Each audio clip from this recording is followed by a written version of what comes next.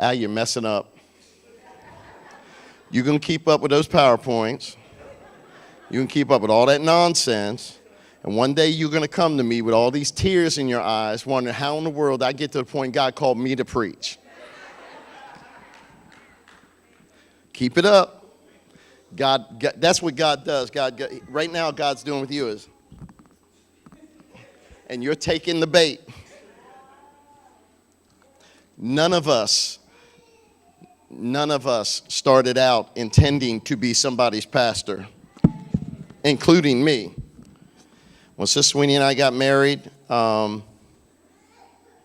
was evangelizing. Sister Sweeney and I were riding around one night, and she said, I just want to let you know, I do not want to be the wife of any pastor. I'm not interested in that. It's too stressful. I don't want to do it. She also didn't want to have kids. And, yeah, we see how that went. She said, I don't want to be any pastor's wife. It literally, a week later, our regional bishop called me and said, I have a church in Mount Rainier that I need you to bring into the denomination and pastor them for a little while until they're acquainted with who we are. And here we are. That's where we met our spiritual daughters, Pastor Webb, Pastor Vickery. And that is where we met our associate pastors, Pastor Cherry and Pastor Cherry. And although they didn't necessarily attend church there, that's where we began being connected with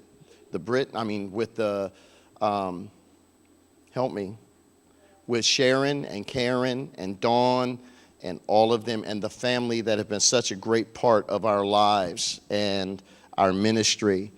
And just a few years after that, Virgil came to the church scared because he was acting out.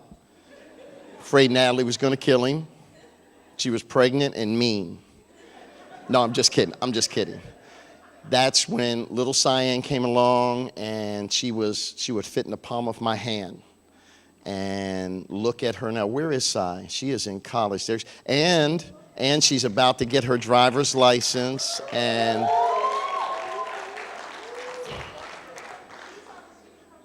these kids are our kids. My grandson Isaiah, my first grandson, and God just has a way of drawing us in. And so if you see us up here one day praying over our own angel and Angel's crying and Al's looking confused, you know what happened. I have a military story to share with you, and I am not going to actually be before you very long. I just want to share a couple of comments and read about the founders of our country, because today I want to encourage us to stand our post. When I think of the military, I think of a man or a woman who, against all odds, stands their post. We just have seen it all over the news about what happens when someone deserts their post. I think there is nothing more devastating than for a military person to desert their post. And the reason for that is that there are times, and even now in our country, our military, I submit to you, they're the only thing that stands between us and some very destructive forces around our world. And I want to share a story with you. I read this in a book, and I also heard it taught one time. There was a plan by the Japanese military to invade the United States of America. There were subs off of our coast during World War II. The biggest reason that they didn't invade our country is because of our military personnel. They knew that we were a well-armed country and they would have to fight house to house, and they didn't have the stomach for the battle. Even now, all around this world this morning, and I take this very seriously, there are young men, young women, older men and older women who are sacrificing home and family and all the comforts that we're enjoying here today to stand their post. And not a single day goes by that I am not thankful and grateful for the sacrifices that are being made, even now as we speak. we have young men and young women who are, even in our day, even right now, who are just a few miles away, and sometimes less than that, from people that want to do our country a great deal of harm. And so it is important for them that they stand their post. But it's also important for us as Christians that we stand our post. All too often, Christians desert their post for nonsensical reasons. And I think that our military, and I love what Al said, I think that our military is a great example for us. Literally, because since I've been pastoring this church, literally, I've had multiple people ask me. I was in the doctor's office one time getting an exam or getting a test, and the lady who was administering the test said, "You're retired military, aren't you?" I said, "No, ma'am, I've never been in the military." She said, "You behave like you do, like you have." And I said, "That's because of the people that I pastor. You know, they've impacted my life." And it's not that I'm military, or it's just that I've learned a great deal about respect. I've learned a great deal about how to carry yourself as a man or a woman. I've learned a great deal of what integrity is about by pastoring military people. And it's had a profound effect on my life, and I'm grateful for that. But I have a military story. God called me to preach at a very young age. And so while I was trying to figure out why God called me to preach, the path that I chose to take was construction, and I was working in construction for years. Some of you know that because I have tore your house up, but worked in construction for years. And very early on, when I was wrestling with that call of God, I got a friend of mine named Pete Miller a job with our company, and so he and I were working on the same truck. I was the foreman, had other guys working with me. But Pete had this ability to irritate situations. So we're standing, and here I am wrestling with God's call on my life. We're standing in the McDonald's in Waldorf and waiting in line. And right next to the McDonald's at that time was a recruiting station, a Marine Corps recruiting station. And one of the recruiters were standing in line. And this guy was as wide as he was tall. I mean, he was huge.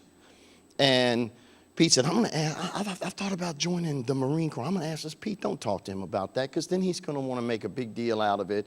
And we're going to have to stand here and listen to his sales pitch. And, I've been in a recruiting office. I don't want to hear that today. No, I'm going to talk to him. Pete, you have no intention of going in the military. Do not strike up a conversation with this man. He taps him on the shoulder and says, "Hey, man, what does it take to join the Marine Corps?" And just like I said, there's this long sales pitch. And we're standing there in line, and we get our food, and we only have 30 minutes for lunch. Now, he's been talking for 10. He's going to go back and eat in his office. I'm going to have to eat on a 40-foot ladder. And so he's talking and talking and talking, and I'm just getting irritated. And finally, he turns around to me and says, "Well, what's keeping you from joining?" Oh, no, I take that back. He turned around and said, "What are you waiting for?" I said, "Hell to freeze over." And he didn't say another word. He just turned around and walked out the door. So that was as close as I came to getting in the military. What are you waiting for? Hell to freeze over. And so he just turned around and walked. I thought he was going to kill me, but he didn't. I guess he thought it wasn't worth his effort. But I have a profound respect for those who have said, "I'm not waiting for anything. I'm going to join." And we have a lot of men and women sitting here this morning who have done that. And I want to thank you for your service. I want to thank you for your commitment. I want to thank you because it doesn't matter, especially the world we live in today. When you put that uniform on, in my opinion only, and I'm only speaking from my opinion, when you put that uniform on, you really don't know what's going to happen. And you do have to be prepared, if called upon, to give the last measure.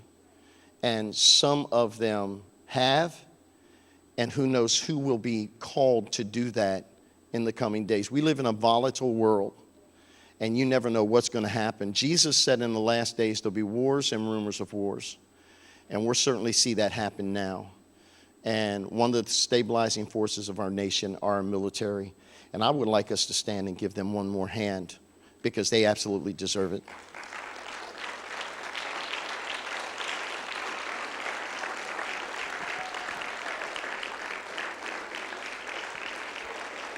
Amen.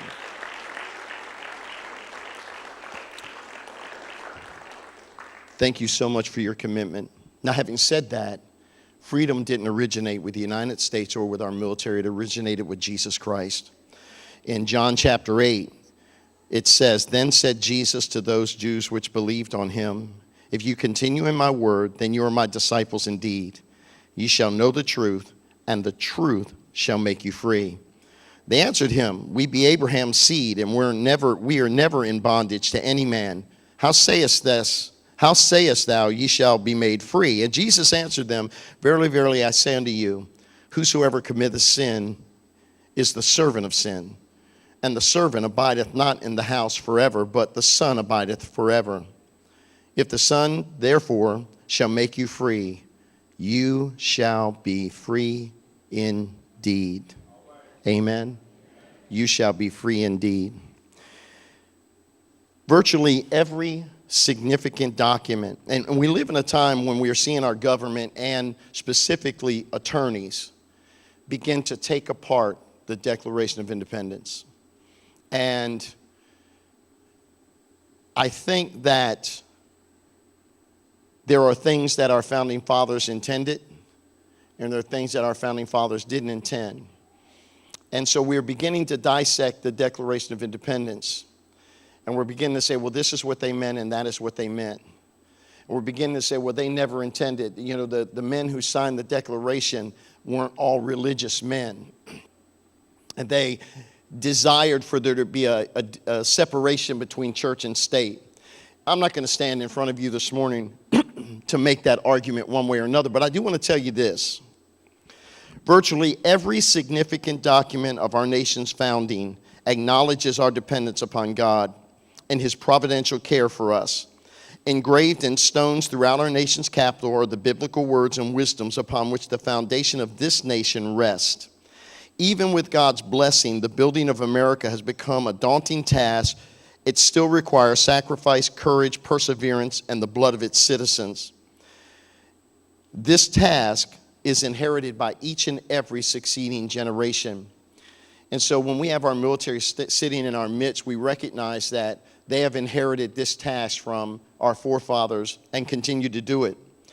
Thomas Jefferson understood and expressed this common belief as he stated, "And can the liberties of a nation be thought secure when we have removed their only firm basis, a conviction in the minds of the people that these liberties are the gift of God." His justice, this is Thomas Jefferson, a founding father, who we're trying to dissect what he's saying. This is what he concludes this statement with. His justice cannot sleep forever. That's as plain as it can possibly be in my mind of one statement of our founding fathers and what they intended.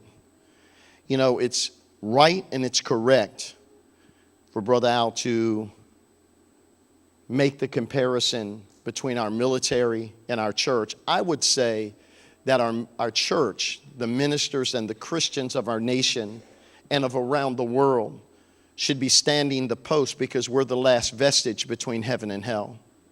We're the world's best hope. You might say, well, Jesus is the world's best hope, but we are the representatives of Christ in this world. Christ put us here and told us to occupy until he came. He said, "All power has been given unto me in heaven and in earth, and I'm giving that power to you." And in the day that we're living in, many times the church has forfeited that power to use it for our own personal gain or to gratify ourselves.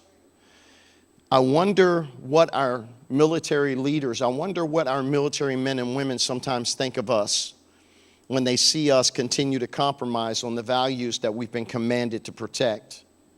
And I think that sometimes it's important for us to look at what they do and how they do it. And in some instances, it would be right for us to try to imitate their standing in their post and try to stand with the same courage. They have to stand against bullets. They have to stand against bombs. They have to stand against people who desire to take their lives. We can't even stand in the workplace with people who don't agree with what we say. And so I think that it's appropriate today to think about our military, think about what they do, and try to pattern our post, what we do for God, after what they do for our nation and what they do for us. And I think it's important for us as pastors in this church to make it a point that we desire and that we will try to serve them as well as they serve us, and to be for them in the spirit realm what they are for us in justice as a nation. And I think it's appropriate today to think about those things. Sacrifices, it's amazing to me. Christians don't like to sacrifice. Christians want to preach about prosperity. Christians want to preach about what God's going to give you. If you give, God will give it back to you. They want to talk about what God's going to give them in return for their tithe. I want to submit to you that there is no way in this world, and I want to say this plainly so that we can understand it. When I'm looking at the Travers family, this nation is never going to repay you for your sacrifice. It's not possible. It's not that no one wants to, it's not possible. Because there is no repayment for time, for lost time. You can't pay that back. So I look at these young men and women sitting here. We can't pay you for the time you're spending. You can't repay time. You can be thankful. We can be thankful today. We can say that we love them and we respect what they do and we're thankful for what they do. But it is not possible to pay back to our military for the time and the effort that they put in away from their families, away from their friends, away from their children, away from their wives. There's no repayment for that. It's not that we don't want to in many cases. It's not possible. And so that's why it's important for us to look at that sacrifice, because in order to have liberty, there has to be sacrifice. Jesus said, if the Son of God, if the Son of Man sets you free, you're free indeed. But that freedom comes with sacrifice. It comes with a cost and with a price that many times we're not willing to pay. I want to take an opportunity to pray for our military today, but talking about sacrifice, I'm really proud of myself because I'm closing.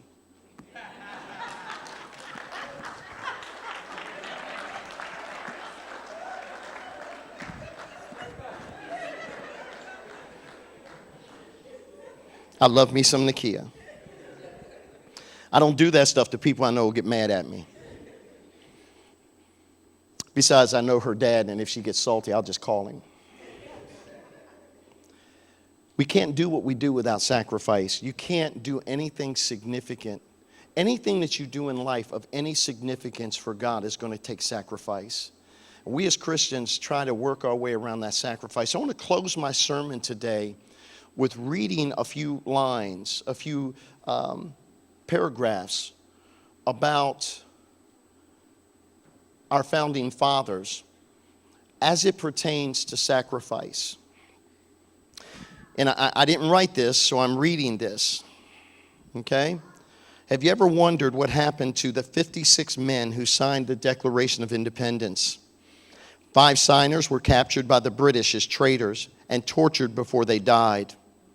12 had their homes ransacked and burned. 2 lost their sons serving in the Revolutionary Army. Another had 2 sons who were captured. 9 of the 56 fought and died from their wounds or hardships of the Revolutionary War. They signed and pledged their lives, their fortunes, and their sacred honor.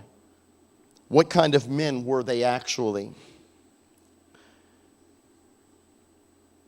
24 were lawyers and jurists. 11 were merchants. 9 were farmers and large plantation owners, men of means, well educated. But they signed the Declaration of Independence knowing full well that the penalty would be death if they were ever captured. Carter Braxton of Virginia, a wealthy planter and trader, saw his ships swept from the seas by the British Navy. He sold his home and properties to pay his debts and died in absolute poverty. Thomas McKean was so hounded by the British that he was forced to move his family almost constantly. He served in the Congress without pay, and his family was kept in hiding. His possessions were taken from him, and his poverty became his reward. Vandals or soldiers looted the properties of Dillery, Hall, Clymer, Walton, Gwinnett, Hayward, Rutledge, and Middleton.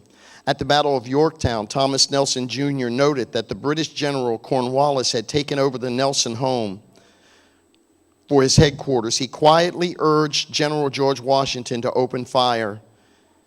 Now, this is the man who the British general was in his home. He went to George Washington privately and urged him to destroy the home. He quietly urged George Washington to open fire. The home was destroyed, and Nelson died absolute bankrupt. Francis Lewis had his home and properties destroyed. The enemy jailed his wife, and she died within a few months. John Hart was driven from his wife's bedside as she was dying. Their 13 children fled for their lives. His fields and his gristmill were laid to waste. For more than a year, he lived in forests and caves, returning home to find his wife dead and his children vanished. A few weeks later, he died from exhaustion and from what they stated was a broken heart. Norris and Livingston suffered similar fates. Such were the stories and sacrifices of the American Revolution. These were not wild-eyed, rabble-rousing ruffians. They were soft-spoken men of means, well-educated. They had security, but they valued their liberty more. Standing tall, straight, and unwavering, they pledged for the support of this declaration with firm reliance on the protection of divine providence. We mutually pledge each other our lives, our fortunes, and our sacred honor. They gave you and I a free, independent America. The history books never told you a lot of what happened in the Revolutionary War. We didn't just fight the British. We were British subjects at the time, and we fought our own government. Some of us take these liberties so much for granted, and we really shouldn't. So to take a couple of minutes while enjoying this day, we should stop and thank our patriots and the men and women who still stand their post to defend this great nation. And I thank God, not only for liberty, but I thank God for our men and women in the armed forces and the sacrifices they are still willing to endure so that we can be able to come in this church today and meet and enjoy this service without anyone dictating to us how we should live or how we should worship.